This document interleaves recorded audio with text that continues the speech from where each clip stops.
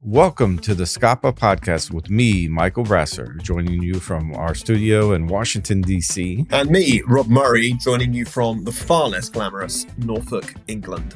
The Skapa Podcast invites visionary leaders across government, academia, and industry to share their vision of the future, unbounded by current constraints. And what we're doing here, Michael, we're making sure that we're having a discussion about taking these visions and turning them into a reality. How are we going to do that? And that means understanding the necessary innovations, the technologies, the strategic shifts, the policy implications, and perhaps most importantly, the partnerships and collaborations necessary to genuinely help bring about transformation across our national security environments. Just to be clear, this isn't a podcast about the here and now. It's all about the future and how to turn these big, bold ideas into reality. And we're joined from San Francisco by Fatema Hamdani. And Fatema is the co-founder and CEO of Kraus Hamdani Aerospace. And the Kraus Hamdani Aerospace develop ultra-long endurance unmanned aerial systems, or drones, and essentially are creating some of the cutting edge technology when it comes to the next generations of these drones with regards to endurance and genuine capability. And we're going to hear more from Fatema about all of that. But essentially, Fatema is a true leader and amazing expert in this area, in this field, and has a very, very interesting background with regards to areas associated to financial services, life science, and the travel and retail domains, and has run successful companies across the world. So, Fatema, it is a true honor and a privilege to have you on the show today. Thank you, Michael. Thank you, Rob. It's definitely an honor and pleasure to be here from warm San Francisco. Super. So I'm going to bust straight into this then. And Fatema, you've been working in this environment with drones at really the cutting edge of technology. And I want to understand from your perspective, what's the vision of unmanned aerial systems as you see it for the future? Rob, it's an interesting question because there are four basic tenets when you look at the fixed wing unmanned aerial systems, which we're calling drones here. And the comparison between a helicopter and a plane. So we're in the area of fixed wing, which are more aircraft. And if you look at it, there are four massive considerations when we started the company 9 years ago.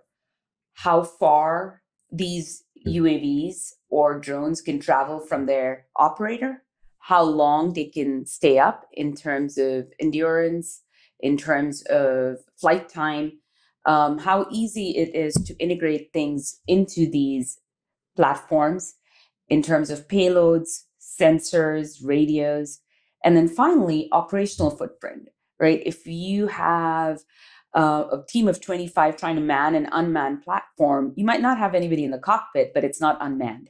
And so that was the original context when we started the organization. If we could solve for all of these four components simultaneously, we would actually be disrupting a pretty interesting space. And so that's exactly what we do.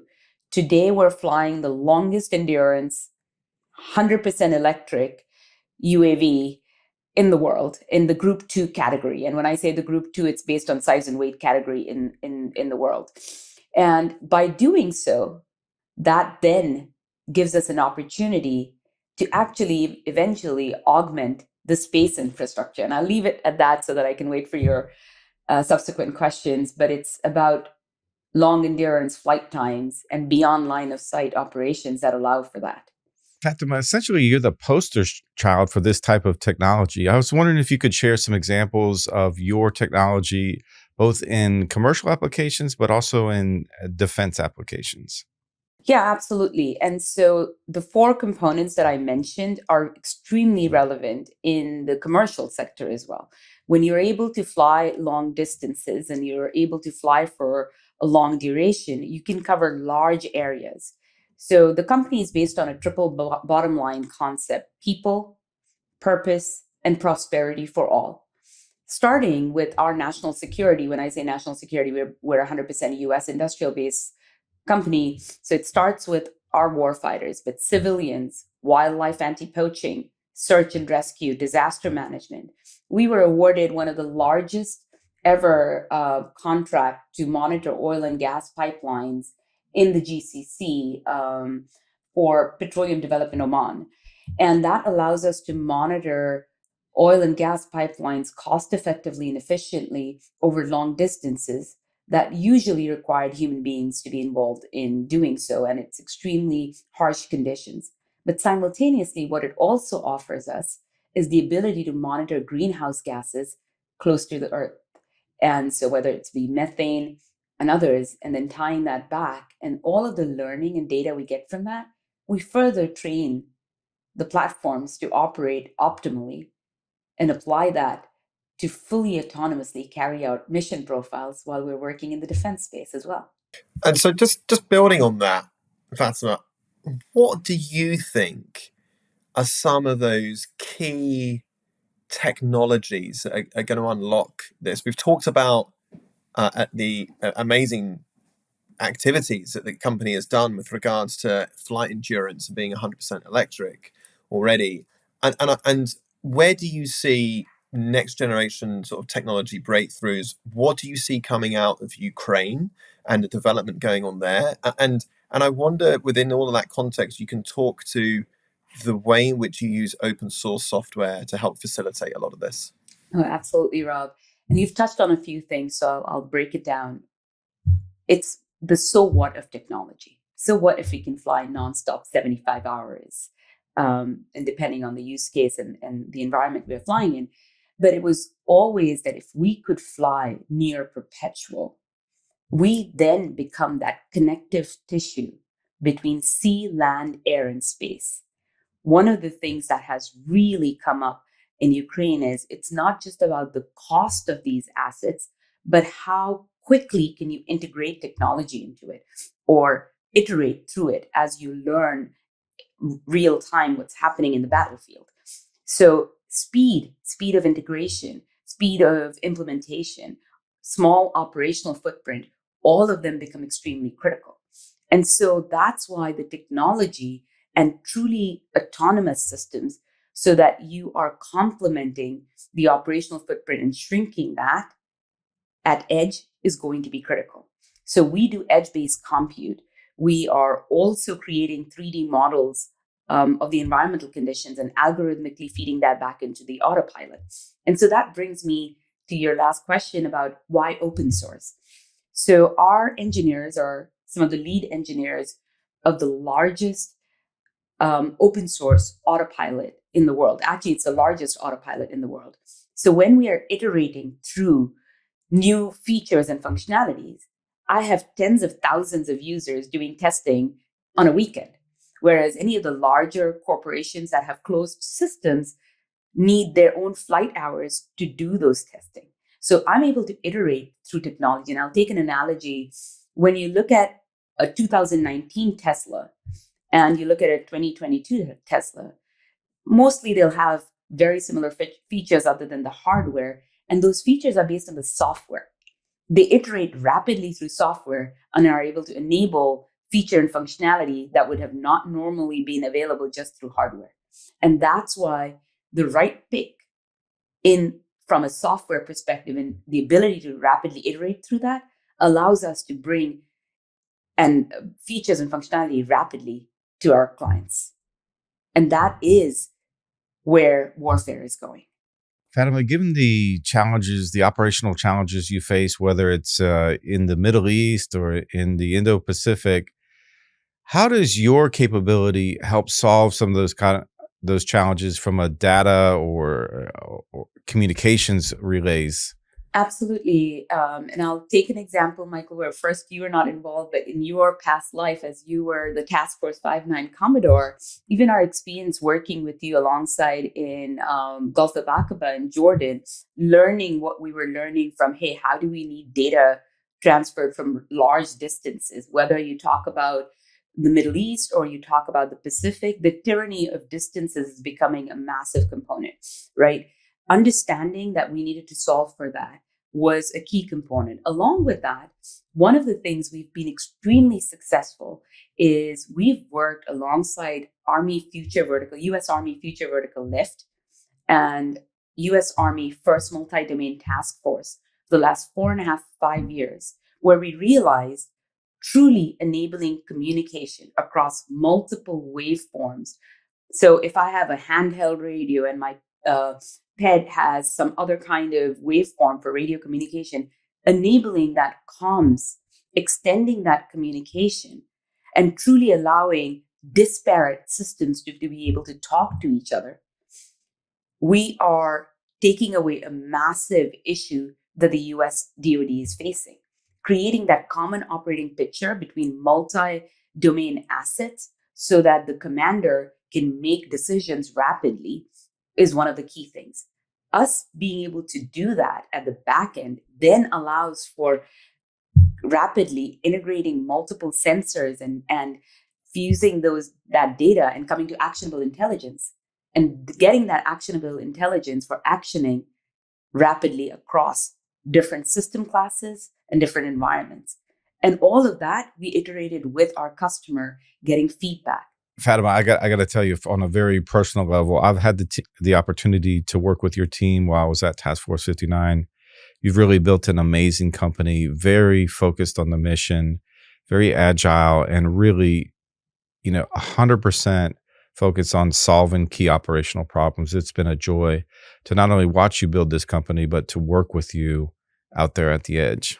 Thank you. Appreciate that, Michael. And we honor ourselves to be close to the warfighter and truly ensure that we are bringing in solutions that serve them. So, Fatima, I want to come back to this idea of a company that is centered around people, purpose, and prosperity. Now, not everyone will be familiar with that as a model. And perhaps you can just take a moment just to explain that model. What does that mean to you? Why is that important? And how do you see the opportunity and the optimism and the positive elements that such a model brings about, perhaps compared to conventional business models? Absolutely. And Rob, when we started the organization 8.5, 9 years ago, one of the things that was foundational to the organization was that we were an extremely mission-based organization. At the core of it, the organization solves for saving lives and connecting the world. When you start with that kind of a mission, how you tie in purpose, and it can't just be profiting for a small section of shareholders, but how do you actually create economic change within the organization, as well as you interact with larger communities and also individuals that are contributing. We're sitting on some of the best cutting edge technologies. I'm extremely proud of what our engineers and their leads in every field that we work in, whether that be the soaring technology for our glider aircraft, or whether that be the AI that we're building models, large language models, and actually training those models to carry out fully autonomous mission profiles. In order to attract this kind of talent, it's not just about how much you pay them. It's about the purpose for why they're doing that. So every morning when we face a new challenge, we are extremely enthusiastic about solving it. Both of you have met my co-founder, Stefan Kraus, and you see the energy he brings in. And it's not just about making money. And if you also take a look at some of the models that actually are threatening our species as a whole right now, is that completely consumeristic, capitalistic mindset. We have to combine the aspect of how are we actually giving back? Why are we doing what we're doing? And we'll all make money. Prosperity is at the heart of it, but it's not just to grow the company or from a growth mindset. And Rob, you use this, and we've talked about donut economics quite a lot. It's about how do you create a company that thrives, and everybody that company touches thrives along with it, right? And that is what we're basing it on. Fatima, what are the biggest operational and technical challenges you face when deploying these your capabilities, and how does working with the U.S. DoD impact innovation and scaling these technologies for real-world defense applications? Absolutely. And Michael, there are multiple layers to that. I could literally sit for a whole year and we could talk about this, right? One is overcoming the technology components, right? When we talk about mission-based swarming, or as folks in the DoD are starting to refer to this as multi-domain collaboration fully autonomously across multiple domain assets. So a surface asset, or like you're creating an autonomous boat, our aircraft that's flying, as well as the robot that's on the ground. How do you actually communicate fully autonomously and carry out mission profiles based on the commander's intent fully autonomously? So I'll break it down for a second. When you look at large groups of drones in the sky, usually folks are used to seeing really pretty pictures, or there are videos being taken, and those large groups of drones are following what is called follow the leader, or formation based swarming. What we've built in partnership with the US Air Force, or Big Safari, was what is called mission based swarming. So these assets are self aware. My aircraft, they are also aware of the capabilities of all the other aircraft in the network, and then fully autonomously can task each other to carry out a mission profile.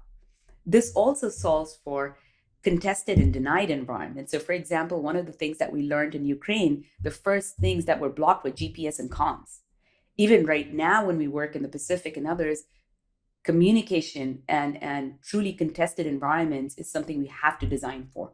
So if these assets can go offline, so to speak, carry out the mission, and then reconnect back, it gives our warfighter amazing capabilities. But you need core autonomy and AI at edge to be actually able to carry this out. So there are a whole slew of aspects that we are resolving, or the challenges that exist there. Then you talked about the US DoD. We are working with an organization that has thrived on innovation. But one of the components that's actually a limiting factor is the acquisition processes. It takes a huge time from experimental to actually becoming and being adopted across the board. And rightfully so, there's lives at stake, right? And so for a small business to actually work with the US DoD and ensure that they have adequate tenacity, are also able to attract the right investment partners that align with something like a triple bottom line strategy and mission focus, which is, hey, we're focused on solving the warfighters' problems. It's not just about how we can make the most money. All of that become challenges. But one of the things we touched upon earlier, if you partner with your customers, our biggest advocates have been the warfighters as well. So today, this year, we announced the AppFit, and I can formally share this, which is funding that comes directly from the Undersecretary's office and is approved by Congress to fund US industrial-based small businesses where they have gotten clear indication from the user, the warfighter, that they are going to need this technology for the next war or the war they are in. And then that funding comes in to scale the business along with providing the warfighter real assets. We were given one of the largest checks that AppFit has ever written to provide actual aircraft to First Multi-Domain Task Force. And we worked alongside 4.5 years with them, and they knew what we could do. And that's why they advocated for it. Fatema, I'm incredibly excited about the work you're doing and the advancements you're making. And I got to tell you, on a very personal level, this word partners is very important to me. I always say partners with a big P, because it conveys equality, and that you're eye to eye with your partners, whether they're across government, academia, and industry. At Skapa, we treat small startups with 8 people the same way we do the largest companies in the world, and then we are obviously in the boat rowing, alongside our end users to deliver capability fast. And I know that's really important for you as well, because I saw that on the other side, right? I was one of your partners when I was in government. So I just wanted to to share that with you. And that's why I can't wait to partner with you guys and for us to really show technologies that are going to change the future of warfare. So if I can pull on that thread a little bit more, Fatima, what's coming down the pipe here? What are the next exciting things that Capes Aerospace are going to be developing that warfighters are going to be able to get their hands on? What's getting Stefan, your co-founder and CTO of the company, what's getting him very excited at the moment? One of the things that we're extremely excited about right now is what we're going to launch from our AI, the next generation AI. It's very easy to use the word AI. We use AI at 3 different places, so I'll take that for a second and then come back to your answer. Even how our aircraft flies. We are, as I mentioned, we're collecting environmental data, algorithmically feeding that back into the autopilot, and the aircraft is determining fully autonomously what is the best flight path to optimize for the power and energy consumption and flight time, and then making those decisions simultaneously. As I mentioned, multiple assets traveling in a group and solving a mission. But now we're taking this to a next step. We're actually training our machine learning algorithms and the back end with maneuvers that are the doctrine that have been released in open source through the US DoD. And so we are actually iterating through and having these assets compute at edge, pause, and make a decision and respond to threats. And not only that, then further communicate that back to my commander, communicate it back to handheld radios so that they can actually respond to a threat. And all of this fully autonomously.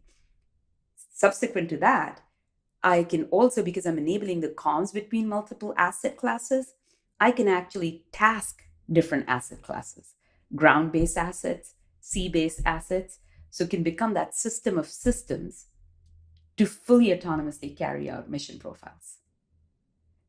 Well, that is hugely impressive, and that is when going to be coming to a warfighter near you soon, I suppose. When do we think that's going to be out on the streets?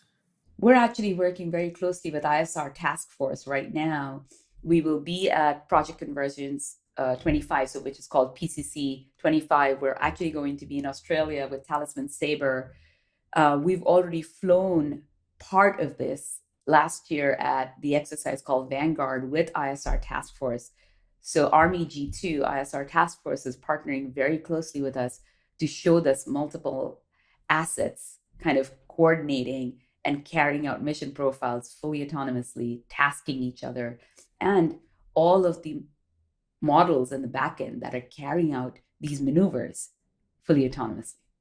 We'll always have human in the loop, so let's not, that is always going to be available, but it'll depend on mission to mission. Fatima, can you tell us just how you advance your capability, and is iterating at the edge with the end users important to that process? Michael, that is one of the key things, right? That, as I mentioned earlier, the technologies we've picked at the core of it allow us to iterate and bring in that agility that as soon as we bring the data, not only is it training our models, but simultaneously it's also, we're actually iterating through every time we hit a roadblock. And that is what we've seen in Ukraine, right? The speed at which the enemy is responding and is able to integrate things to overcome challenges is the speed at which we need to move, or faster. And that's what we've done. So we take in the data, iterate through it, test it out, and then have a version that is production, right? So how you upgrade, and also when you're training these models, we get surprised by how then they pick something up and what we had not even thought they could do, they would do. So testing and how you test these iterative models constantly is going to become critical to ensuring that what you've built something for is the intent with which they are carrying it out. I've done a whole talk on biases with AI. And so accounting for those and being extremely agile and having cross-functional teams that are informing that AI model are going to be even more critical. One of the things, I'll also take an example, the first ever dollar that came into the company was from Marine Corps Warfighting Lab. And today it is MARSOC that's actually doing the combat evaluation on the platform in partnership with the Navy. And they saw how quickly, first, we had to keep our word on everything we said we would do and exceed their expectations. That was one of the key things to build trust. And then over time, they saw how we iterated, how we got their feedback, and we constantly iterated. And so right now, when they are actually taking the platform in combat and their operators are being trained to operate highly usable platforms, and they're seeing the contrast with what it was and the exponential difference that our platforms are bringing to them, they literally are forcing urgent need statements to come out so that this can be in the hands of the warfighters sooner. So let me just go back a little bit, if I can, Fatima, and talk about the electric nature of these drones, of these aircraft. And obviously a choice made not to use gas, to use electric, solar panels, amazingly high tech, high caliber solar panels on the wings of the aircraft. And the reason I raise this is because in the United Kingdom, the Chief of the General Staff, the head of the British Army, he's made it clear that his priorities are to increase lethality for the British Army, are to start to leverage market power and sort of economics and feed that with military hard power, and also start to leverage green power. And his thinking behind that is more from the perspective that what you're seeing on the battlefield of Ukraine is a dispersal of troops. You're not seeing large masses of people because they're targeted very quickly. And so the point being that having long, large fuel logistics convoys, etc., supporting troops is perhaps not the way things are going to play out in the coming years. And so there's a very clear operational point to this. But I wonder if you can just talk about, all right, what was the choice made? Why electric? Why solar? And how now in today is that becoming a real operational distinguisher for you guys? Absolutely. And again, I think, if you start with the right values, when we started with the triple bottom line, when you look at people, purpose, and planet and prosperity together, we wanted to bring in the aspect of how do you learn from nature? How is nature doing this? Right? Birds, when they're flying long distances, they're optimized for not expending too much energy. So we learned from that and actually brought those concepts in. So that's why electric was an obvious choice for us. But now it's giving us a huge advantage as well. As you mentioned, that operational footprint was again at the core of what we did. We wanted to keep a small logistics footprint. We knew where the war was going. One of the things that's going to become critical for entrepreneurs, or has always been critical, is how you can predict where the markets are going. You look at Steve Jobs, you look at any successful entrepreneur, it's how you are able to detect and sense that latent need of what is going to happen. And the writing was on the wall, right? Even when we're working with our Navy and Marine Corps, and they have to support vertical takeoff and landing from sea-based vessels, we knew the logistic footprint had to be small, right? And so when we started with that, but that it also lent us, now we can travel from 1,000 feet MSL all the way to 20,000 feet MSL. And there is no other gas-based Group 2 that can go that high.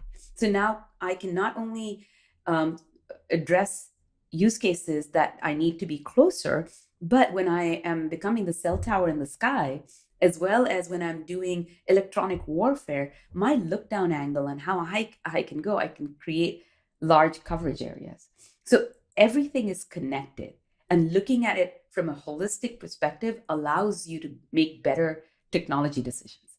It's not just that reductive thinking, it's the holistic thinking that allows us to pick the right technologies. And just put on that one second, just on that, is that something which end users, operators, soldiers, Marines, sailors, airmen, is that something they've recognized and lent into and seen the benefits of? Absolutely. For sure, they are all behind it. They see the ease of use, they see the small logistics footprint, the deployment capability, rapid deployment capability. All of that feeds into adoption. And also, sorry, one last thing, 100% electric asset, the mean time to failure is, we don't have moving parts like gas-based assets. So mean time to service, mean time to failure, all of that is, we're better than any other asset in our class. Fatima, in one of your previous answers, you mentioned how you were inspired by nature. I have a question here that's inspired by one of my favorite inventors. I believe the greatest inventor of all time, innovator of all time, was Leonardo da Vinci.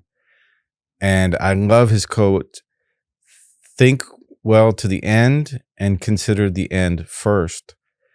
I wanted to ask you, how does this end and what inspires you? And it's interesting, Michael. I grew up in Dubai, and I remember visiting Iraq immediately after Iran-Iraq war and asking my dad, why are there only women and children in this country? And as a little girl, my dad had turned around and told me men and boys were lost at war. And that had stayed with me. Fast forward, my first ever customer was on the 96th floor of the World Trade Center. I remember the woman executive who had made EVP at Marsh McLennan. She had a law degree from Harvard, an MBA from Columbia, and she used to be the first one in the office from Connecticut. And her 3 sons grew up without her because she was there that day when the planes crashed into the building. I saw the planes crash into the building. I saw the buildings collapse. And I set up a 48-hour camp to find the missing. That day, one thing that had really plagued me was, apart from the political aspects of this, how can we stop these catastrophes? Man-made catastrophes, natural catastrophes, and disasters that are happening. So I take a lot of my inspiration from those aspects. It might not, individuals across the board I've been inspired by. My first ever book was Good to Great, and Who Before the What has always stayed with me. And, and there are numerous such, right? Safi Bakal is a great author that talks about moonshots. It's loonshots, not just one moonshot, but how do you constantly keep innovating? So there's lots of inspiring individuals, but I think those events truly were the formative aspects of why we do what we do, right? I've lived in multiple parts of the world. I've seen what happens when you have massive amounts of wealth disparity, right? In addition, as we are going towards the climate and things that are happening, water shortages are going to lead to massive amounts of human disbursement that we've never experienced. The refugee crisis will look like peanuts in front of it. And that is what we need to be prepared for in order to truly leave sustainable solutions for our next generation to build upon. That is what inspires me. So Fatima, as we start to sort of look towards the end here, when we think about policymakers and regulations, and you've given us a real sort of geopolitical overview as to those areas which drive you essentially and focus your mind. When you take that as the big picture context, and then you kind of pull it down to the day-to-day operations of the company and being able to operate as one would wish, what do you think are the maybe 1 or 2 key areas that perhaps need looking at to really take advantage of the amazing technology that you and your team are developing, and such that it can become ubiquitous in our everyday lives? And Rob, from the beginning, one of my previous companies was a company called Cineverse. They are the 800-pound gorilla in the mobile solution space. So if our phones roam anywhere in the world, they're powering it. 1,200 operators connect to them. But what that taught me is core infrastructure. If you simplify complexity across multiple technologies, you become part of the core infrastructure.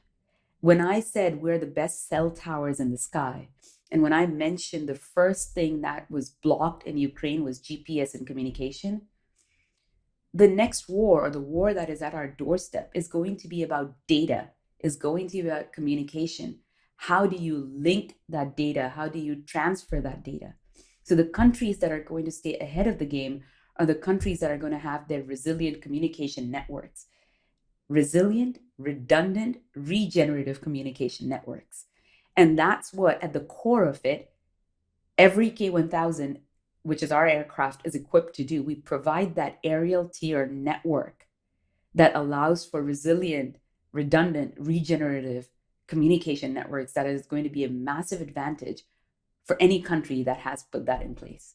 And there'll be multiple asset classes. There will be space infrastructure, there'll be LEO assets, there'll be assets that we're doing, and the vision that we've always had is to be that connective tissue between sea, land, air, and space to enable that. And so, is there areas which legislatively you can see, all right, it kind of make it easier if some of these rules were shifted or changed? Or perhaps do you think that given the experience, and we've seen this so many times over centuries, where a lot of technologies are developed through wartime, through conflict, and then have a positive impact on society.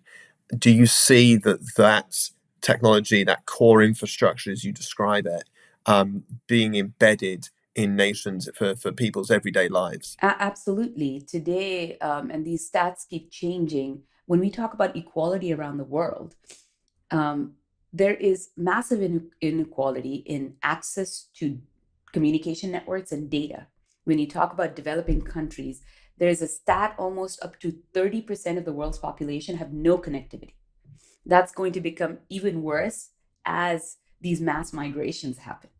So when you give access to everybody, you're creating an equal playing field.